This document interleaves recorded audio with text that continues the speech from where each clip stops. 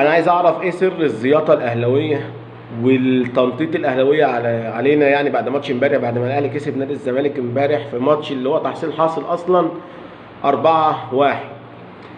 الماتش بدأ وكوره كده من محمد هاني لحسين الشحات، وشوطه عاديه خالص ما تخشش في حارس مبتدئ، بتخش في محمد صبحي بمنتهى السهوله، لان محمد صبحي ما كانش في يوم امبارح، وطبعا اسوأ مباريات محمد صبحي. وزي ما الاهلاويه بيقولوا طبعا، يعني مش عارف خفه الدم اللي نزلت عليهم مره واحده، ان لو اتشاط عليه ثلاجه هيبقى هتيجي فيه. طب ما الله يرحمك يا شريف يا اكرامي، والله يرحم ايام ماتشات سان داونز لما كنتوا بتشيلوا بالخمسه ومونتيري، وبرضه الزمالك كان بيكسب الاهلي 3 و4 عادي، يعني مش قصه. فدي ظروف ماتش، واحنا لينا كورتين في العارضه ضاعوا، منهم واحده لزيزو، ونادي الزمالك كان ممكن عادي يتعادل ويكسب، رغم ان احنا في نادي الزمالك في اسوأ ايامه واسوأ ظروفه. ونادي الزمالك فيه فرقه كامله مصابه، وغير الفرقه المصابه في فريق الاحلام بتاعه مشي.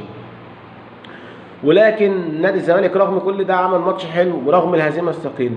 نادي الزمالك زي ما قلت كده ليه كورتين في العرض، لو كانوا جون كنا بقينا 4-3. فانا كواحد زملكاوي كمشجع زملكاوي بقول ان عادي، مش مشكله ان احنا خسرنا 4-1، لان انا حسبت ان الماتش ده خلاص 4-3، لان احنا لينا بما يرضي الله لينا كورتين في العرض، فانا حسبتهم وخليت النتيجه 4-3 ومش زعلان وعادي خالص.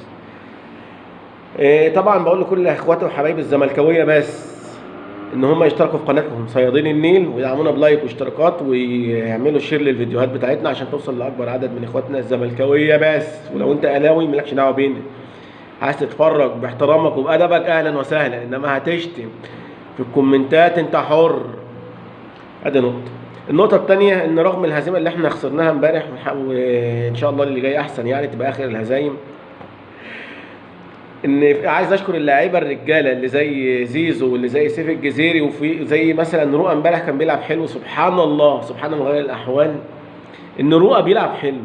يعني احنا وصلنا لمرحله ان واحد من احسن لعيبه الماتش امبارح كان رؤى، سبحان الله ولا حول ولا قوه الا بالله.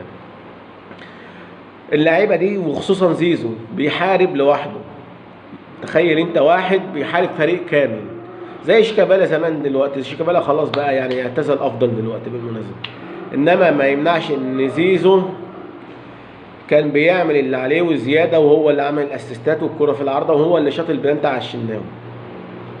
عايز اقول ان دي يعني نتيجه تقيله صحيح، ولكنها بتفوق نادي الزمالك واداره نادي الزمالك وجماهير نادي الزمالك ان احنا لازم نعمل اللي علينا اكتر من كده، عشان نادي الزمالك ما يتعرضش ان هو يوصل للمراحل مثلا زي انديه تانيه زي نادي الاسماعيلي وزي كده.